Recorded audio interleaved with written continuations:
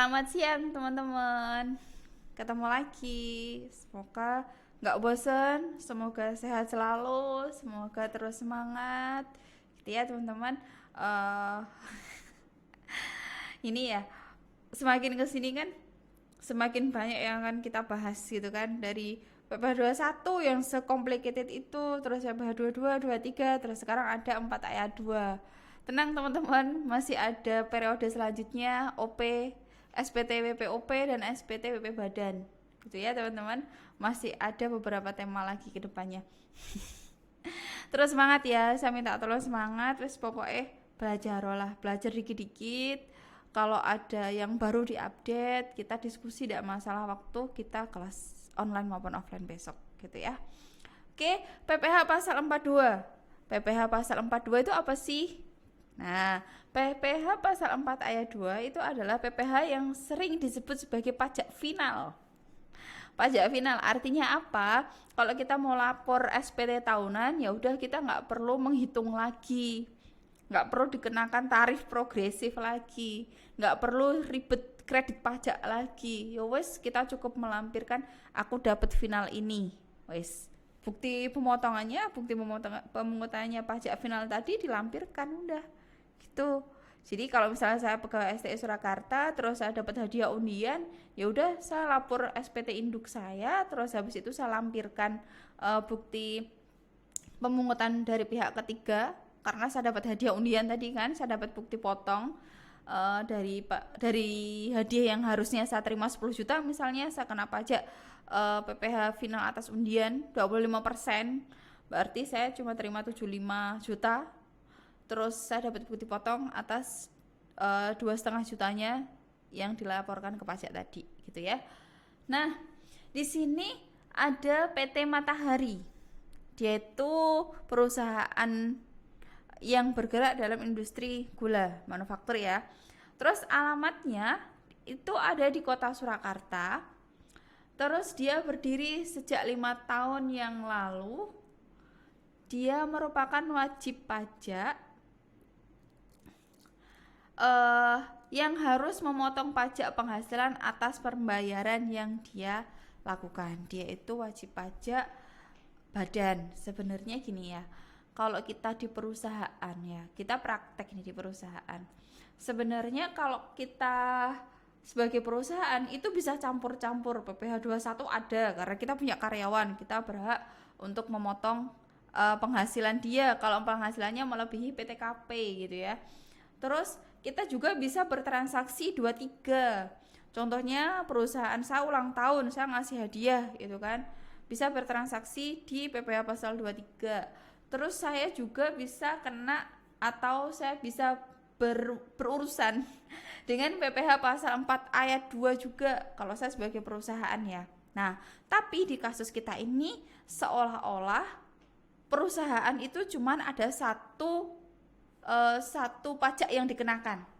Contoh kan yang dulu si Ahmad Farid atau siapa itu, si Ahmad Farid aja gitu ya, si atau siapa sih PPh 21 itu karyawan, ya udah dia kena PPh 21 orangnya itu, padahal orang yang tadi ya di PPh 21 yang pernah kita bahas dulu itu kerjanya di PT Matahari misalnya, kayak gitu kan bisa jadi juga.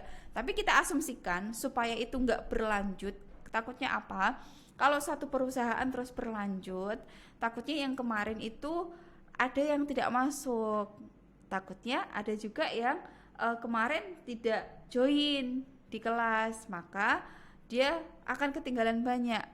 Nah, enaknya kita di kelas ini kita buat potong-potong. Jadi teman-teman yang nggak ikut kemarin pun tetap bisa mengikuti, tapi jangan langsung di skip ya.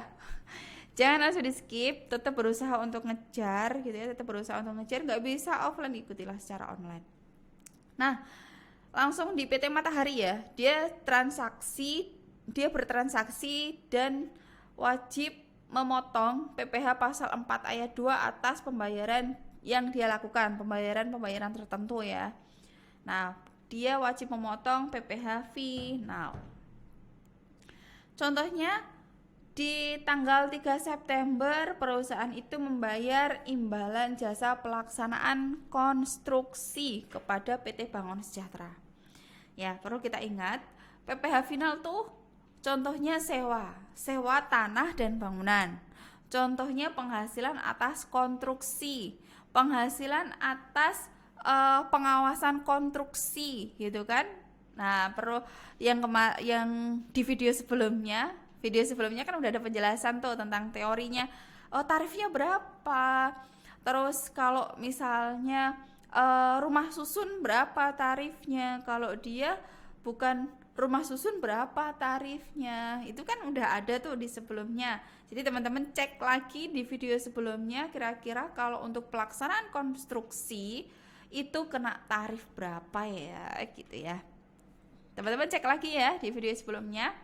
Terus waktu kita kelas nanti jadwal kuliah kita usahakan buat diskusi gitu ya. Terus yang tanggal 15 September perusahaan mengadakan undian berhadiah. Hadiah itu kan bisa hadiah bonus, terus hadiah perlombaan, terus ada hadiah juga hadiah undian. Nah, hadiah ini gini ya. Kalau hadiah bonus itu contohnya sebagai karyawan STS Surakarta saya dapat bonus atas kinerja saya. Itu berarti menambah penghasilan saya, gitu ya. Kena PPh 21 yang akan dihitung biaya jabatannya, akan dihitung biaya jabatan kan pengurang ya, kelompok pengurang. Terus akan dihitung berapa PTKP-nya, sisanya masih ada enggak? Kalau masih ada sisa setelah PTKP berarti dia masuk penghasilan kena pajak atau PKP. Gitu. Nah, kalau misalnya hadiahnya undian seperti saya kirim saya gosok hologram tertentu, terus saya kirim saya dapat hadiah nih, gitu berarti kenanya final. Tapi kalau saya ngikutin perlombaan, kalau perlombaan saya orang pribadi ngikutin perlombaan di perusahaan tertentu karena dia ulang tahun gitu ya, kenanya PPh pasal 21 kena tarif progresif. Jadi misalnya saya dapat hadiah perlombaan 10 juta. Nah, tarif progresif PPh 21 itu kan 5% dari 0 sampai 60 juta. Karena hadiah saya tadi di bawah 60 juta, yaitu cuma 10 juta, berarti saya kena tarif 5%. Gitu ya. Tapi kalau saya perusahaan, saya ikutin lomba dapat hadiah, saya akan dikenakan PPh pasal 23. Walaupun sama-sama hadiah perlombaannya ya, saya orang pribadi atau saya itu sebagai perusahaan, mewakili perusahaan. Jadi yang dapat hadiah adalah perusahaan saya. Saya perusahaan ABC, saya ngikuti perusahaan Persada.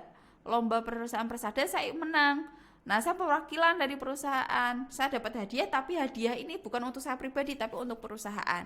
Maka itu kenanya PPh pasal 23, gitu ya. Oke, kita cek nih kira-kira PT Matahari itu kepada siapa sih gitu ya. Oh, kepada Bapak Suyanto. Kalau Bapak Suyanto berarti kena PPh pasal berapa ya? Gitu ya. Cek lagi ya. Terus, Bu Farida salah, yang benar seperti ini. Gak apa-apa, kita diskusi ketika kita jadwal kuliah, kita pertemuan kuliah gitu ya. Gak masalah, gak apa-apa. Bisa jadi saya salah juga. Jadi gak perlu takut kalau mau berpendapat. Kita sama-sama belajar gitu ya, open mind. Terus yang tanggal 25 Agustus membayar sewa atas tanah dan bangunan. Perusahaan ini PT Matahari. PT Matahari dia itu sewa tanah dan bangunan. Terus atas sewa itu perusahaan si PT Matahari perlu membayar. Nah, perlu membayar. Kalau sewa tanah bangunan, ketika kita membayar bukan kita yang dapat bukti potongnya, tapi justru kita yang mengeluarkan bukti potongnya, gitu ya. Nah, kira-kira berapa tarifnya berapa? Cek video sebelumnya dan bisa searching juga, bisa diskusi sama kawan-kawan lainnya. Kalau ada tugas dari saya pribadi, nggak apa-apa diskusi sama teman-teman yang lainnya. Tapi teman-teman harus tahu, jangan sampai ngopi jawaban aja. Sama-sama 24 jamnya yang rugi bukan teman kalian yang kalian mintai contekan, tapi yang rugi adalah kalian sendiri. Gitu ya. Gak apa-apa salah, namanya juga belajar, namanya juga latihan. Gitu ya. Oke, terima kasih. Dan ini untuk perintahnya, teman-teman disuruh menghitung berapa yang harus dipotong, membuat bukti potong, dan buatlah SPT. Filenya akan saya kasihkan ketika jam kuliah. Selamat siang, wassalamualaikum warahmatullahi wabarakatuh.